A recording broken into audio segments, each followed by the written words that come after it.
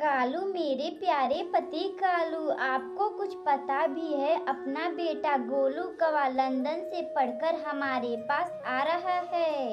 गौरी जी, क्या सचमुच मेरा बेटा गोलू लंदन से पढ़कर आ रहा है?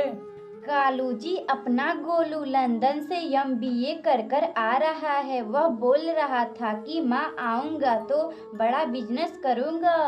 गौरी जी, अपना बेटा गोलू कितना बड़ा हो गया होगा। बचपन में ही हम उसे पढ़ाई करने के लिए लंदन भेज दिए थे।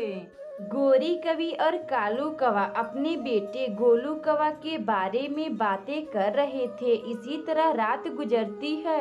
अगली सुबह गोलू कौवा एमबीए कर कर अपने घर आता है।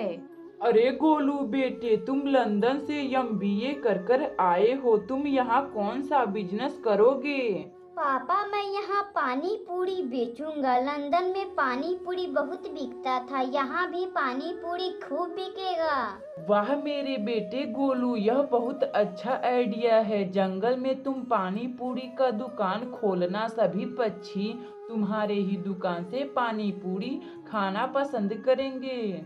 मगर गौरी जी, जंगल में तो पहले से ही राजू कबूतर पानी पूरी बेच रहा है। उसकी दुकान पर बहुत भीड़ रहती है। कालू जी, आप चिंता ना करें। राजू कबूतर का पानी पूरी बचेगा तभी तो वह पानी पूरी बेचेगा। गौरी जी, आप क्या बोलना चाह रही हैं? मुझे तो कुछ भी समझ भी नहीं आ रहा है। कालू जी, मैं जाकर राजू कबूतर के सभी पानी पूरी फेंक दूंगी और उसका ठेला तोड़ दूंगी। गौरी जी, क्या बात बोली हैं आप? इससे राजू कबूतर का दुकान भी बंद हो जाएगा और अपने बेटे गोलू कौवा का दुकान भी चलेगा। इसी तरह बातें करते करते कालू कौवा और गोरी कवि और गोलू सो जाते हैं। अगली सुबह गोरी कवि राजू कबूतर का दुकान तोड़ने निकल जाती है।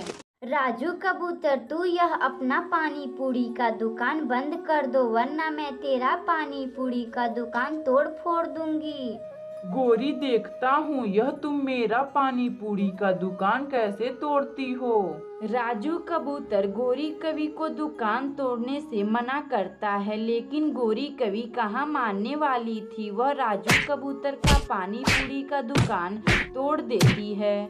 गोलू बेटा, अब तू जाकर जंगल में पानी पूरी बेच। अब तुम्हारा पानी पूरी खूब बिकेगा। अपनी माँ गोरी कवि का बात सुनकर राजू कबूतर जंगल में पानी पूरी बेचना शुरू कर देता है। इधर राजू कबूतर मदद मांगने रानू चिड़िया के पास जाता है। रानू चिड़िया, मेरी मदद करो। राजू भैया, क्या बात है? आपको क्या तकलीफ है?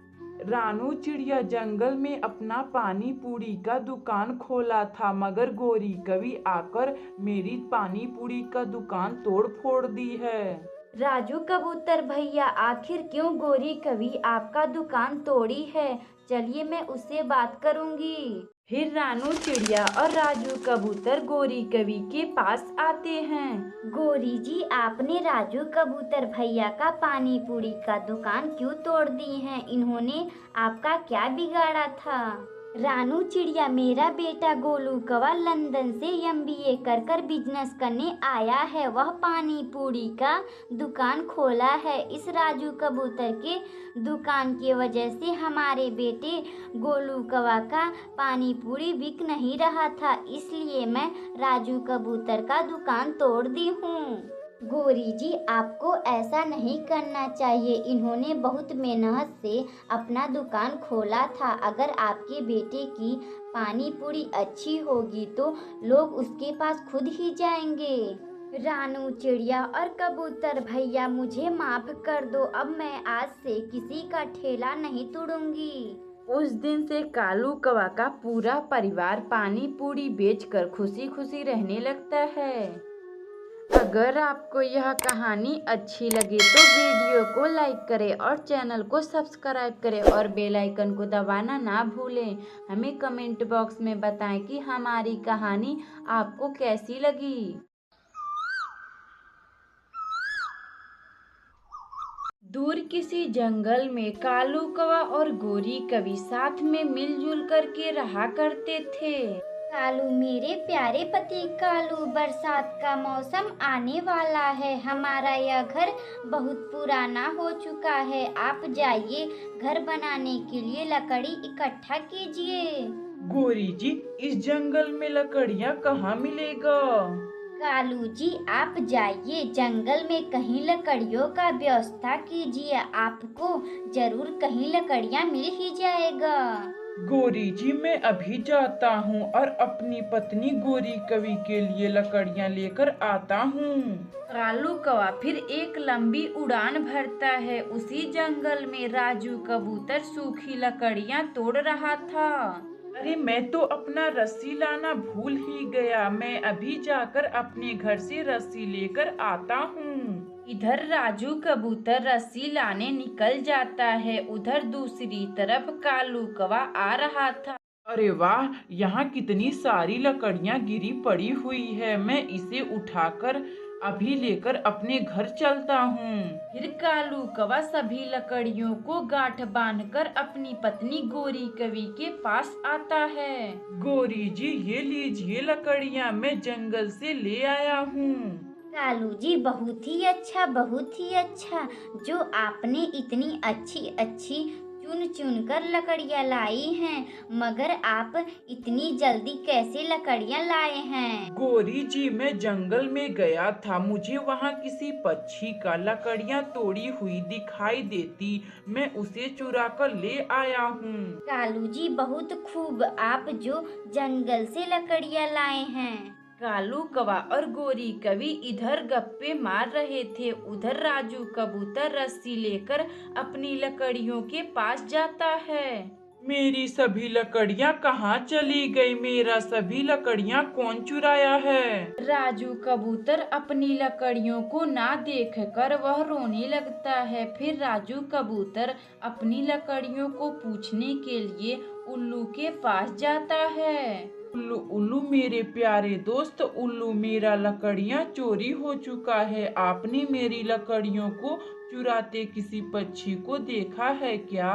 राजू कबूतर, जंगल में कालू कौवा को लकड़ियाँ ले जाते देखा हूँ। शायद तुम्हारी लकड़ियाँ कालू कौवा ने ही ले गया होगा। उल्लू दोस्त, आपका बहुत बहुत धन्यवाद। आपने बताया तो मैं अभी जाकर कालू कौवा के घर जाकर अपनी लकड़ियों के बारे में पूछकर आता हूँ। फिर राजू कबूतर कालू कौवा के घर जाता है और अपनी लकड़ियों के बारे में पूछता है। तभी गौरी कवि बाहर आती है। राजू, क्या बात है? बोल, तू मेरे घर क्यों आया है? बोल, क्या काम है? गौरी कवि, मैं जंगल में लकड़ियां काट कर रखा था। तुम्हारे पति कालू कौवा ने मेरी लकड़ियां चुरा लाया है।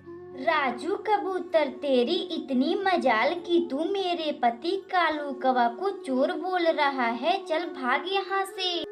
गौरी जी, मैं सच बोल रहा हूँ। तुम्हारे पति कालू कौवा ने मेरा लकड़ियाँ चुराया है।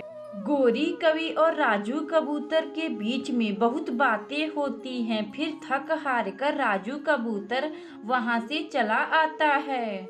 कालू जी, चलिए, अब हम लोग इन लकड़ियों का घर बनाते हैं। मैं राजू कबूतर को घर से निकाल दी। वह मेरे पति कालू कौवा को चोर बोल रहा था। फिर कालू कौवा और गौरी कवि साथ में मिलजुल करके लकड़ियों का घर बनाते हैं और खुशी खुशी रहने लगते हैं। अगर आपको यह कहानी अच्छी लगे तो वीडियो को लाइक करें और चैनल को सब्सक्राइब करें और बेल आइकन को दबाना ना भूलें। हमें कमेंट बॉक्स में बताएं कि हमारी कहानी आपको कैसी लगी।